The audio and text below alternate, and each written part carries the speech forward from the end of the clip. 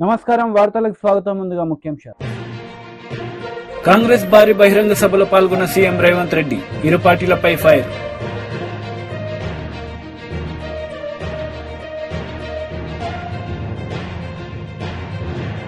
పొన్నూరులో CM YS Jagan బహిరంగ సభ Chandrababu నాయుడుపై fire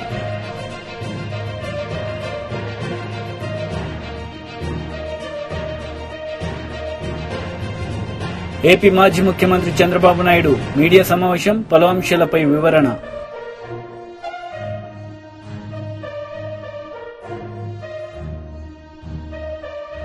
CM Jagan ఎన్నికల సందర్భంగా రోడ్ షో నిర్వహించారు. ఈ సందర్భంగా చంద్రబాబు నాయుడుపై ఆయన మండిపడ్డారు. 87,612 కోట్ల రూపాయలు రుణాలు మాఫీ జరిగిందా అని అడుగుతా ఉన్నాను మీ అందరితో కూడా. రెండు చేతులు పైకెత్తాలి.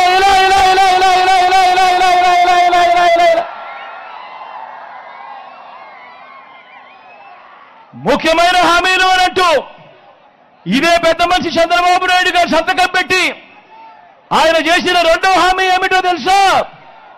పొదుపు సంఘాల రుణాలన్నీ రద్దు చేస్తాను అని అన్నాడు. మరి 14,205 కోట్ల రూపాయలు పొదుపు సంఘాలకు సంబంధించిన రుణాలు ఇందులో ₹1 చేశాడా అని అడుగుతా ఉన్నాను మీ అందరితో కూడా. రెండు చేతులు పైకెత్తాలి. ఇలా ఇలా ఇలా ఇలా ఇలా ఇలా ఇలా ఇలా ఇలా ఇలా ఇలా ఇలా ఇలా ఇలా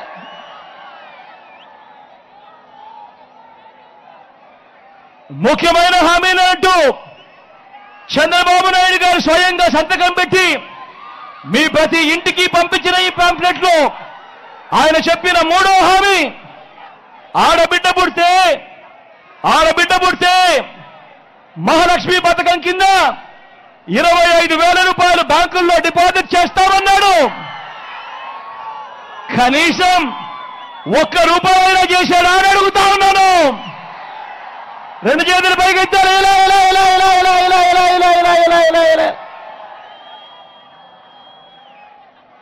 ఇదే పెద్ద మంచి చంద్రబాబు నాయుడు ఆయన చెప్పిన ముఖ్యమైన హామీలు ఇంకొకటి చదవమంటారా? ఇంటింటికి ఉద్యోగం ఇవ్వలేకపోతే నెల 2,000 రూపాయలు నిరుద్యోగ భృతి.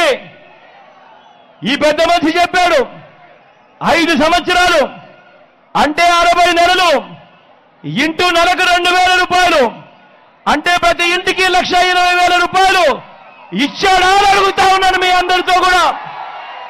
ఇలా రెండు చేతులు పైకెత్తాలి. ఇలా ఇలా ఇలా ఇలా ఇలా ఇలా ఇలా ఇలా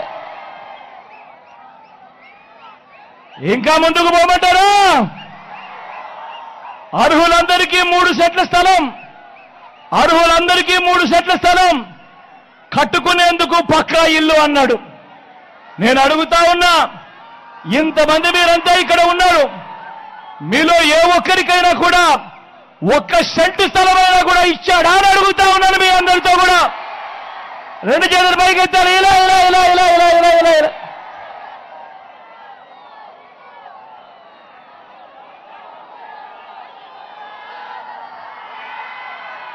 ముఖ్యమైన హామీలంటూ ఇంకా ముందుకు పోతే 10,000 కోట్లతో బీసీ సప్లాన్, చేనేత, పవర్ లూమ్స్ రుణాలు మాఫీ అన్నాడు. జరిగిందా అని అడుగుతా ఉన్నాను. ఉమెన్ ప్రొటెక్షన్ ఫోర్స్ ఏర్పాటు చేస్తామన్నాడు. చేశాడా అని అడుగుతా ఉన్నాను.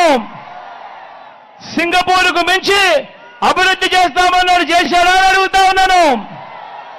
ప్రతి నగరంలోనూ హైటెక్ సిటీ నిర్మిస్తామన్నాడు.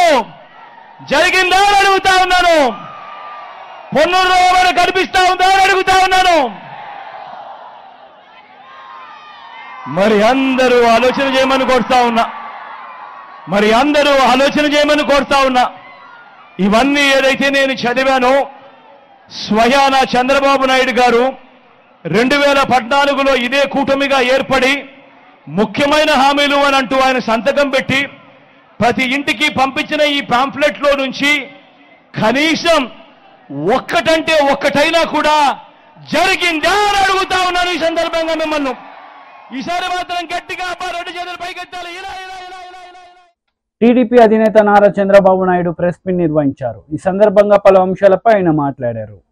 అయితే ఏదైతే కేంద్ర ప్రభుత్వం 29వ తారీఖున ఎన్నికల నిధుల్లో వాలంటీర్స్ ఇన్వాల్వ్ కావద్దని చెప్పింది కాబట్టి వాలంటీర్స్ ఇవ్వలేకపోతున్నారని చెప్పి పదే పదే తిప్పించారు వీళ్ళని, వృద్ధుల్ని. డబ్బులు లేవని తెలుసు. మొదటి తారీఖే తీసుకొచ్చారు వైఎస్ఆర్ కాంగ్రెస్ కార్యకర్తలు, నాయకులు నడిపించుకొచ్చారు. విపరీతమైన ఎండలు, వడగాల్పులు, అందులో కూడా తిప్పించి కడాన కుట్రలు కుతంత్రాలు చేసి 33 మంది చనిపోయే పరిస్థితికి వచ్చారు. ఇది నేను చెప్పిన ఇది కాదు, వాళ్ళు ఇచ్చిన ఫిగర్. ఇది మంత్రులు, ముఖ్యమంత్రి చెప్పింది 33 మంది చనిపోయారన్నారు. ఈ 33 కూడా ప్రభుత్వ హత్యలు ఇవి. మీరు డెలిబరేట్ గా ముసలివాళ్ళని చంపేశారు. ఆ ఉసురు ఊరికే పోదు మీ మీద. అంత దుర్మార్గంగా చేసి 33 మందిని చంపేసి తర్వాత నేను చాలా సార్లు ఆఫీసర్లకి, చీఫ్ సెక్రటరీకి వీళ్ళందరినీ డిమాండ్ చేశాం, మీరు చేసేది కరెక్ట్ కాదు, ఇది మంచి పద్ధతి కాదు అని ఆ రోజు డిమాండ్ చేశాం. కానీ చీఫ్ సెక్రటరీ ఏం పట్టించుకోలేదు. అంటే ఈయన మోచేతిలో నీళ్లు తాగే ఈ అధికార యంత్రాంగం ఆయన కుట్రలు కుతంత్రాలు చేస్తే ఆ కుట్రలు కుతంత్రాలు అమలు చేసి ఆయన చేసిన ప్రభుత్వ హత్యల్లో వీళ్ళు కూడా భాగస్వాములు అయ్యే పరిస్థితికి వచ్చారు. ఇది క్షమించరాని నేరం. ఒకసారి ఎన్నికలు అనౌన్స్ చేసిన తర్వాత ప్రభుత్వ యంత్రాంగం అనేది ఎన్నికల కమిషన్ కింద పనిచేస్తుంది. ఆల్ పార్టీస్ కూడా ఈక్వల్ ఫుట్టింగ్ ఉండాలి. ఈరోజు ముఖ్యమంత్రి ఆఫీసు కూడా ఎన్నికల్లో పనిచేసుకున్నప్పుడు మాతో సమానంగానే ఉండాలి. అన్ని రాజకీయ పార్టీలు కూడా సమానంగానే ఉంటాయి, సమాన అవకాశాలు ఉంటాయి.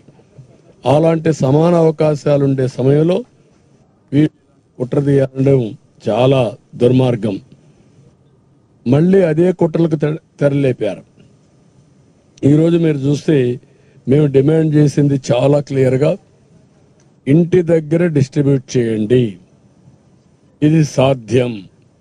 మీకు ఆఫీసర్స్ ఉన్నారు, సచివాలయం ఉంది, యంత్రాంగం ఉంది, ఇది పెద్ద కష్టమైన పని కాదు అని చాలా స్పష్టంగా చెప్తే మళ్ళీ ఈ ముఖ్యమంత్రి ప్రధాన కార్యదర్శి, ప్రభుత్వ ప్రధాన కార్యదర్శి జవహర్ రెడ్డి,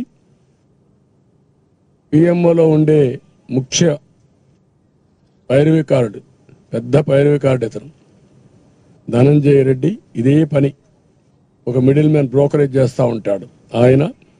ఇంకొక పక్క సర్ఫ్ సిఇఓ మురళీధర్ రెడ్డి, వీళ్ళు కలిసి మళ్ళీ అదే కుట్రకు తెరలేపారు. ఈరోజు మా డిమాండ్ చాలా స్పష్టంగా చాలాసార్లు వెళ్ళాం, ఎలక్షన్ కమిషన్కి ఇచ్చాం, సిఎస్ ఇచ్చాం, చీఫ్ సెక్రటరీకి ఇచ్చాం, గవర్నర్కి ఇచ్చాం. ఎన్డీఏ పార్ట్నర్స్ అన్ని కూడా అందరం కలిసి ఇంటి దగ్గరనే డిస్ట్రిబ్యూట్ చేయాలి, ఇది సాధ్యం, దీనికి అనుకూలమైన స్టాఫ్ ఉన్నారు అని చాలా స్పష్టంగా రిప్రజెంటేషన్స్ ఇచ్చాం. ఇచ్చినప్పటికీ ఈరోజు మీరు చూస్తే ఎన్నికల కమిషన్ ఒకటి చెప్పారు, ఇది పెద్ద కష్టం కాదు, మీరు ఏ విధంగా అయినా సరే దీన్ని అమలు చేయమని వాళ్ళు పంపించారు.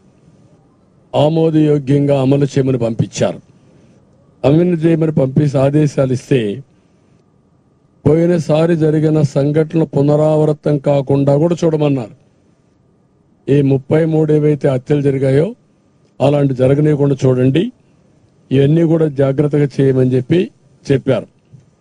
చెప్పిన తర్వాత ఈరోజు చూస్తే కాంగ్రెస్ భారీ బహిరంగ సభలో సీఎం రేవంత్ రెడ్డి పాల్గొన్నారు. ఈ సందర్భంగా ఇరు పార్టీలపై ఆయన విమర్శలు చేశారు. अध्यक्ष कर्नाटक से अमित शाह, नरेंद्र मोदी गुजरात से है, फिर वहां पर उन लोगों को ज्यादा मदद गुजरात से मिलेंगे, नहीं तो हमारे नेता खड़गे जी को कर्नाटक से मदद मिलने वाले हैं.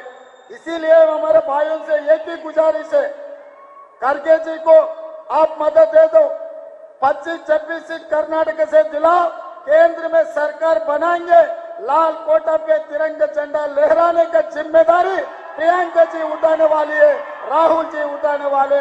हम साथ में रहकर, साथ खड़े रहकर मोदी जी को हराएंगे. मोदी जी आज तक Amit Shah ji ED, income tax, CBI को इस्तेमाल कर रहे थे चुनाव जीतने के लिए. अभी मेरे समाचार मिला है तेलंगाना कांग्रेस पार्टी ऑफिस में दिल्ली पुलिस पहुंचा हुआ है। सोशल मीडिया में कोई पोस्टिंग लगाया, इसीलिए तेलंगाना के कांग्रेस अध्यक्ष को, तेलंगाना मुख्यमंत्री को हम अरेस्ट करते बोल के नोटिस लेकर तेलंगाना गांधी भवन में पहुंच गए। इसका मतलब Narendra Modi ji ED, income tax, CBI हो गए, अभी दिल्ली पुलिस को इस्तेमाल कर रहे चुनाव जीतने के लिए। यहाँ पर कोई डरने वाले नहीं है भाई, यहाँ पर पलट के जवाब देने वाले हैं। देखेंगे आने वाले चुनाव में नरेंद्र मोदी जी और अमित शाह को हरा के दिखाएंगे कर्नाटक और तेलंगाना में, क्योंकि राहुल जी कन्याकुमारी से लेकर कश्मीर तक पद यात्रा किए।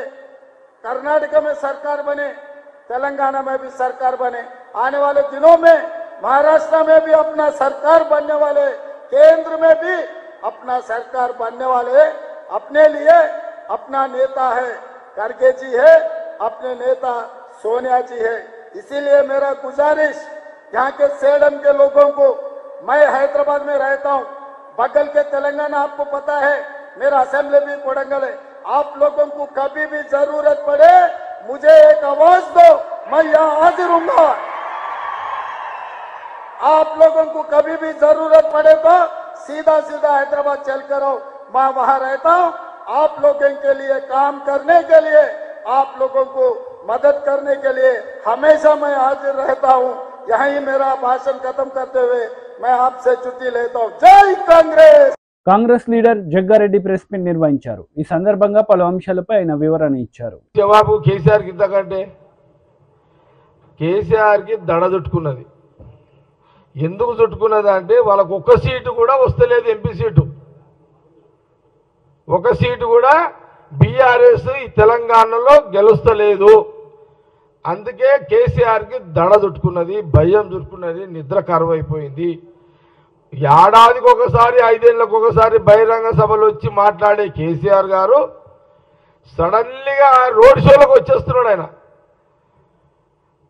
అంటే ఒక సీటు కూడా బీఆర్ఎస్ వస్తలేదనే భయం చుట్టుకొని ఏదో రకంగా సీట్లు పెంచుకోవాలి అనే ఒక ఆలోచనతో, ఒక ఉద్దేశంతో ఏదో రకంగా మళ్ళీ ఈ కొత్త నాటకానికి తెరలేపి ఆయన ఈరోజు మళ్ళీ రోడ్ షోలకు వీధిన పడ్డాడు మన కేసీఆర్ ప్రతిపక్ష నాయకుడు. ఏమంటారు శ్రీనివాస్ గారు?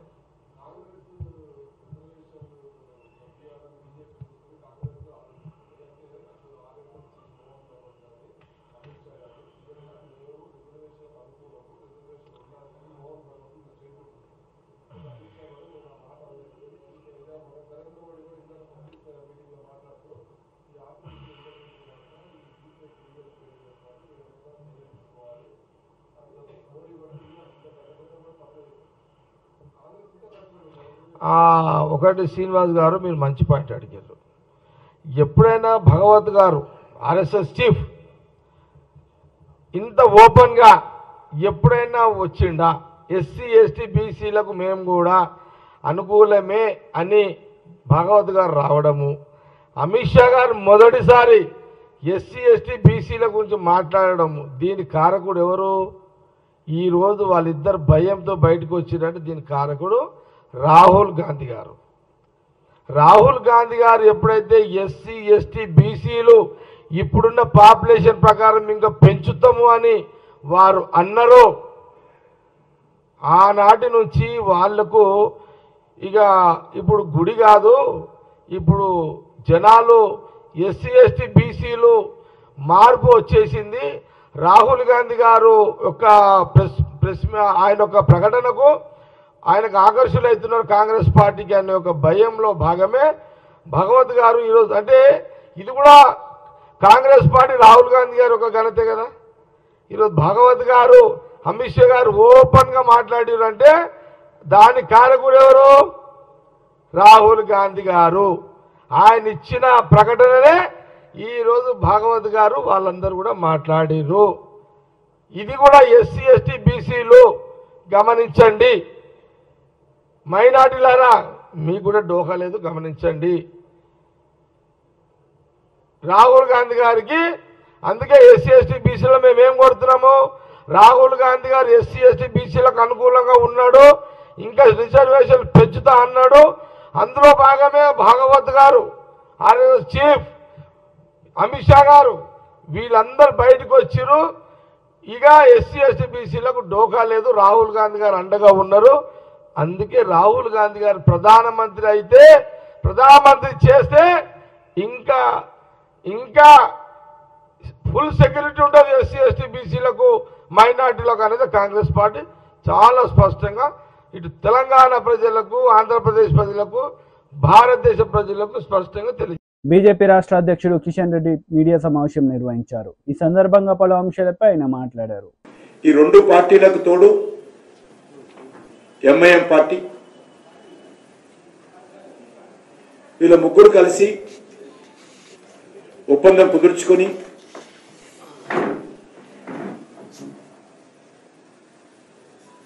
మీకు మేము మాకు మీరు, మన ఇద్దరికి ఎంఐఎంఐ అనే విధంగా మూడు పార్టీలు కుమ్ముక్కై ఈరోజు తీవ్రమైనటువంటి తప్పుడు ప్రచారము, అబద్ధాల ప్రచారము, బురదజాలేటువంటి ప్రచారము కలిసికట్టుగా చేస్తుంది. ఒక ఆయన అంటాడు రిజర్వేషన్స్ తీసేస్తారని, ఇంకో ఆయన అంటాడు హైదరాబాదు కేంద్ర పాలిత ప్రాంతంగా ప్రకటిస్తారని, ఇంకో ఆయన అంటాడు కృష్ణా నదిని ఢిల్లీకి పంపించేస్తున్నారని. మా మాటలకు తలా తోక లేకుండా ఈ మూడు పార్టీలు ప్రయత్నం చేస్తా ఉన్నాయి. బీజేపీని ఓడించడం, మోడీ గారిని అడ్డుకోవడమే వీళ్ళ ఉమ్మడి కుట్ర. రెండు పార్టీలకు సంబంధించినటువంటి నాయకులు క్రింద స్థాయిలో ఎవరూ లేరు.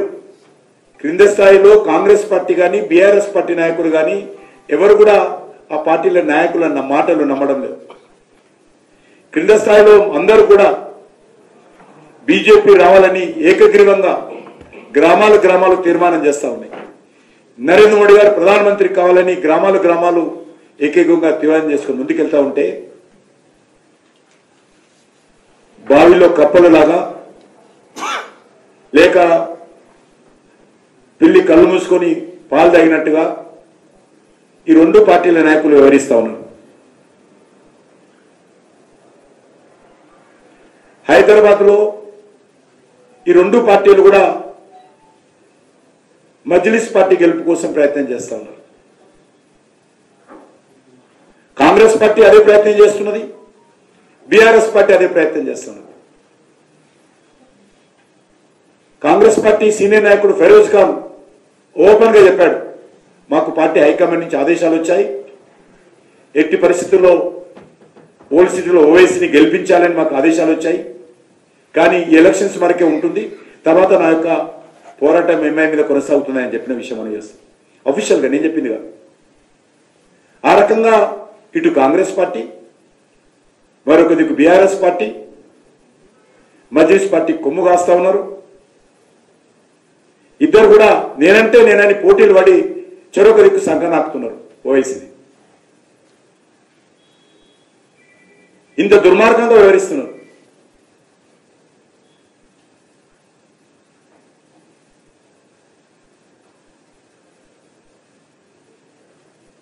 అనేక నియోజకవర్గాల్లో కాంగ్రెస్ పార్టీ సైలెంట్ గా ఉంది, అనేక నియోజకవర్గాల్లో బీఆర్ఎస్ పార్టీ సైలెంట్ గా కనిపిస్తున్నారు. ఈ రెండు పార్టీలు పైకి కొట్టుకున్నట్లు ఫైటింగ్ చేస్తూ ఈరోజు MLA TJR Sudheer Babu media సమావేశం నిర్వహించారు. ఈ సందర్భంగా టీడీపీ నేతలపై ఆయన మండిపడ్డారు. ఒక్క శాశ్వత నిర్మాణం కూడా చేయకుండా దోచుకున్న గజ దొంగల ముఠాకి బాసు నువ్వు. ఈ దేశంలో వైట్ కాలర్ నేరస్తుడు ఎవడైనా ఉన్నాడు అనంటే, ఈ దేశంలో రాజకీయాలను అడ్డం పెట్టుకుని డబ్బులు సంపాదనే ధ్యేయంగా రాజకీయాలు చేసే కుయుక్తి కలిగిన రాజకీయ నాయకుడు ఎవడైనా ఉన్నాడు అనంటే, ఆంధ్ర రాష్ట్ర పరువుని పదే దిగజార్చిన వాడు ఎవడైనా ఉన్నాడంటే అది నువ్వే చంద్రబాబు నాయుడు. నువ్వే. నీ జీవితం అంతా డ్రామాలు, నీ జీవితం అంటేనే దోచుకోవటం, నీ జీవితం అంటే వెన్నుపోటు పడవటం, నీ జీవితం అంటే ఈ రాష్ట్రాన్ని సర్వనాశనం చేయటం, జన్మభూమి కమిటీల పేరుతో గ్రామాల్ని దోచుకున్న గజ దొంగలు మీరు. ఇంకా సిగ్గు రాకుండా గౌరవ ముఖ్యమంత్రి గారిని పదే పదే అవహేళన చేయటం, మాట్లాడటం. ఏమయ్యా అంటే ఈ రాష్ట్రానికి పరిపాలించడానికి పేటెంట్ హక్కు ఉందా? నువ్వే పరిపాలించాలని ఏమన్నా రాజ్యాంగంలో రాసిపెట్టుందా? నువ్వు తప్పించి తెలియగలిగిన వాడు ఎవరు లేరనుకుంటున్నావా? ఏముందయ్యా నీ తెలివితేటలు? ఏం సాధించావు ఈ రాష్ట్రానికి? విభజన సమయంలో విభజనకి కారకుడు నువ్వే. అదే కాంగ్రెస్ విభజన అయిపోయిన తర్వాత కాంగ్రెస్ పార్టీతో తెలంగాణ జతగట్టిన నువ్వు ఒక రాజకీయ బ్రోకర్వి, రాజకీయ వ్యభిచారివి. నువ్వు కేవలం డబ్బులు సంపాదించడం కోసం, ఆస్తులు కూడగట్టుకోవడం కోసం, నీ అనునాయులైన సంస్థలకు దోపిడీని చేసి పెట్టడం కోసము రాజ్యాంగపరమైన సీఎం పదవిలో ఉండి ప్రజల యొక్క ధనం, మాన ప్రాణాలు దోచుకున్న దొంగవి నువ్వు. ఒక స్కిల్ స్కాము, ఒక ఫైబర్ నెట్ స్కాము, అనేకమైన స్కాములు చేసే బాబులకు బాబులు నువ్వు. ఈ దేశంలో ఏ రాష్ట్ర ముఖ్యమంత్రికి నీ అంత నీచమైన చరిత్ర లేదు. నీ పార్టీని తీసుకొని అందలం ఎక్కి ఈ రోజు వరకు నందమూరి వంశులకి అసలు స్థానమే లేకుండా చేసిన నీచాతి నీచమైన రాజకీయ చరిత్ర నీది బాబు. నువ్వే మాట్లాడతావు? తండ్రి చనిపోతే ఒంటరిగానే నిలబడితే కాంగ్రెస్ పార్టీ కేసులు పెట్టి బాధ పెడితే, అవమానపరిస్తే ఏ మాత్రం ఒక్క క్షణం కూడా బాధపడకుండా ప్రజల కోసం నిలబడ్డాడు, ప్రజలతోనే ఉన్నాడు. సుమారుగా 5,000 కిలోమీటర్ల పాదయాత్ర చేశాడు. ప్రజల యొక్క మనస్తత్వాన్ని అర్థం చేసుకున్నాడు. ఈ రాష్ట్ర యొక్క స్థితి గతులను అర్థం చేసుకున్నాడు. ఈ రోజున తిరుగులేని మహానాయకుడిగా ఎదిగాడా మా నాయకుడు. మా నాయకుడికి ఈ దేశంలో చరిత్ర ఉంది. మా నాయకుడు ఎవరి పార్టీని లాక్కోలా, ఎవరిని వెన్నుపోటు పడాలా, ఒక్కడే పార్టీ పెట్టుకున్నాడు, ఒక్కడే గెలిచాడు, రేపు కూడా ఒక్కడే ఉంటాడు, ఒక్కడే గెలుస్తాడు. నీకు దిమ్మ తిరిగిపోయి. కడియం శ్రీహరి కీలక ప్రెస్ మీట్ నిర్వహించారు. ఈ సందర్భంగా మాజీ CM Kadiyam Srihari press meet నిర్వహించారు. ఈ సందర్భంగా మాజీ ముఖ్యమంత్రి కేసీఆర్ పై పలు విమర్శలు చేశారు. నాయకుడు డ్యాన్సులు చేస్తాడు, పాటలు పాడతాడు, డప్పులు కొడతాడు, తోడలు కొడతాడు. అంత సీనియర్ వ్యక్తి ఇట్లాంటివి చేయవచ్చా లేదని కూడా ఆలోచన లేకుండా చాలా చాలా గలీజ్గా మాట్లాడుతున్నాడు. అయినా పర్వాలేదు. కానీ కనీసం రాజయ్యకు వరంగల్ బీఆర్ఎస్ టికెట్ ఇస్తే కొంత బాగుండేది. రాజయ్యకు నాకు పడకపోయినా ఆ బీఆర్ఎస్ పార్టీకి 10 ఓట్లు పడాలి అంటే రాజయ్య గారికి టికెట్ ఇచ్చినా బాగుంది. రాజయ్య గారికి టికెట్ ఇవ్వకపోగా బీఆర్ఎస్ టికెట్ ఫైనలైజ్ చేసే రోజున ఫామ్ హౌస్ కూడా రానియలేదు. నీ మొక్కలు చూపించొద్దు నాకు అని చెప్పి టికెట్ డిక్లేర్ అయిన తర్వాత వేరే వాళ్ళు పట్టుకొని పోయి ఈయన ఉండాలి, ఈయన ఉంటే కడియం శ్రీహరికి వ్యతిరేకంగా బాగా మాట్లాడతాడు, మనకు ఉపయోగపడతాడని చెప్పి కొంతమంది తీసుకొని పోతే ఈయన కూడా పోయి బతిలాడి ఆ పార్టీలో చేర్చుకున్నాం. బాగానే. కానీ నువ్వు రాజయ్య గారి మీద ప్రేమ ఉంటే, రాజయ్య గారికి గతంలో అన్యాయం జరిగింది అని మీరు అనుకుంటే రాజయ్య గారికి బీఆర్ఎస్ టికెట్ ఎందుకు ఇవ్వలేదు? అంటే ఇదంతా మోసపెత్తుగడ. ఆయనకు మనసులో ఒకటి ఉంటుంది, బయటకు ఒకటి మాట్లాడుతూ అంటాడు. అది నేను స్వయంగా అనేక సందర్భాల్లో చూశాను. ఎదురుగా నీ అంత గొప్పవాడు లేడని మాట్లాడతాడు, కానీ వీడు వెధవాని మనం బయటికి వెళ్ళగానే మాట్లాడతాడు. తెలంగాణను అన్ని రకాలుగా ఆగం చేసి వరంగల్ను ప్రత్యేకంగా ముక్కచెక్కలు చేసి ఇవాళ ఏదో సానుభూతి ప్రకటించడానికి వచ్చాడు. వరంగల్ పట్టణాన్ని ఏం అభివృద్ధి చేశారు మీరు? ఎన్నిసార్లు ముత్తుకున్నా నేను కనీసంగా మాస్టర్ ప్లాన్ అప్రూవ్ చేయండి అని చెప్పి 10 సార్లు పోయి బతిలాడినాం. ఎందుకంటే ఒక సిటీకి మాస్టర్ ప్లాన్ అనేది లేకుండా అభివృద్ధి అనేది కష్టం. ప్లాన్డ్ అభివృద్ధి ఉండదు. ఇప్పుడు ముబ్బిడిగా అనేక రకాలైన డెవలప్మెంట్స్ వస్తుంటాయి. కాబట్టి మాస్టర్ ప్లాన్ అప్రూవ్ చేయమని అడిగినాం. 3 ఏళ్ళు దగ్గర పెట్టుకున్నాడు, ఈరోజు వరకు కూడా మాస్టర్ ప్లాన్ అప్రూవ్ కాలేదు. అంటే వరంగల్ పైన ఆయనకున్న ప్రేమ ఏంటి? ఒక ఓఆర్ఆర్ లేదు, మొత్తుకొని సచ్చినాం. ఒక అండర్ గ్రౌండ్ డ్రైనేజ్కి ప్రతిపాదన లేవు, మొత్తుకొని సచ్చినాం. ఏనాడు పట్టించు. ఎందుకో కానీ వరంగల్ పైన ఆయనకు ఒక రకమైన కోపం. ఎందుకో కానీ వరంగల్ అంటే ఆయనకు ఒక రకమైన వ్యతిరేకత.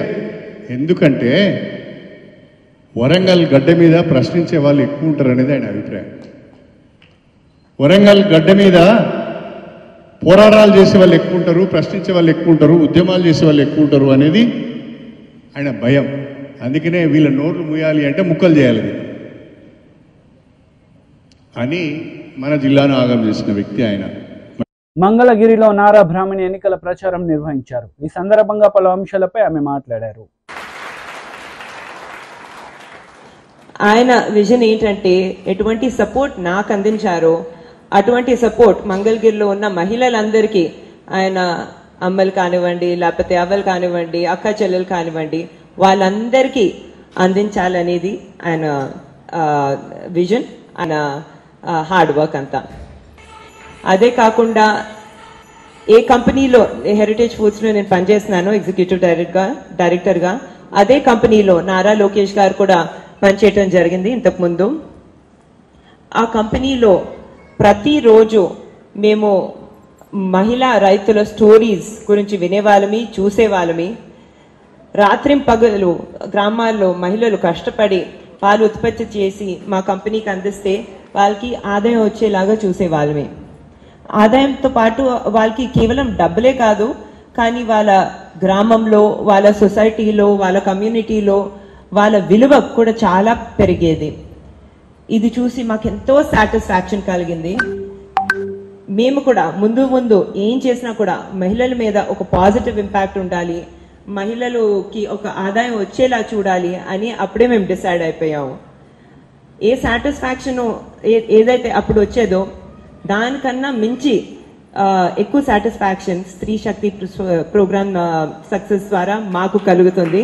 నాకు చాలా ఆనందంగా ఉంది.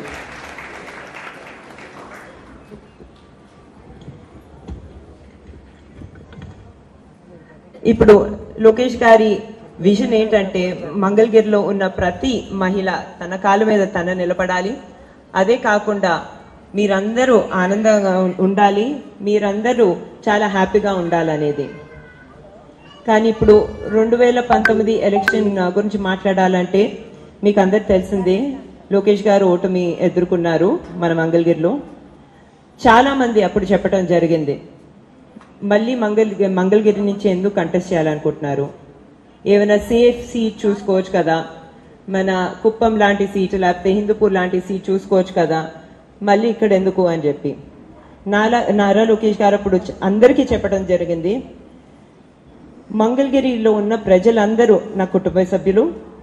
అదే కాకుండా నా విజన్ ఏంటంటే మంగళగిరిని భారతదేశంలోనే ఒక మోడల్ నియోజకవర్గంగా తీర్చిదిద్దాలి, నంబర్ 1 నియోజకవర్గంగా తీర్చిదిద్దాలనేది. మీరు చూస్తున్నారు అప్పటి నుంచి ఇప్పుడు దాకా గత 5 సంవత్సరాలుగా ఆయన ప్రతిరోజు మంగళగిరిలో చాలా కష్టపడుతున్నారు, చాలా కమిటెడ్ గా సేవా కార్యక్రమాలు చేస్తున్నారు. ఎటువంటి గవర్నమెంట్ సపోర్ట్ లేకపోయినా ఆయన మంచి ఐడియాస్ కోసం ఆయన 29 ప్రోగ్రామ్స్, సంక్షేమ ప్రోగ్రామ్స్, పథకాలు ఇక్కడ నడపడం జరుగుతుంది. అందులో కొన్ని చెప్పాలంటే స్త్రీ శక్తి ఒకటి. అదే కాకుండా నూతన వధువరులకు పెళ్లి కానుక ఇవ్వటం జరుగుతుంది. అది కూడా దళితుల ఇళ్లలో వాళ్ళ పెళ్లికి కూడా చాలా సపోర్ట్ చేయటం, తాలిబొట్టు. వార్తలు ముగించే ముందు ముఖ్యాంశాలు మరోసారి. కాంగ్రెస్ భారీ బహిరంగ సభలో పాల్గొన్న సీఎం రేవంత్ రెడ్డి, ఇరు పార్టీలపై ఫైర్.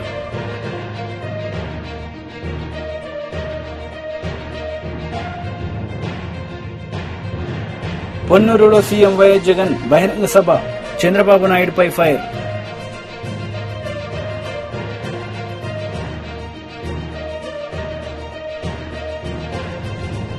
ఏపీ మాజీ ముఖ్యమంత్రి చంద్రబాబు నాయుడు మీడియా సమావేశం, పలు అంశాలపై వివరణ.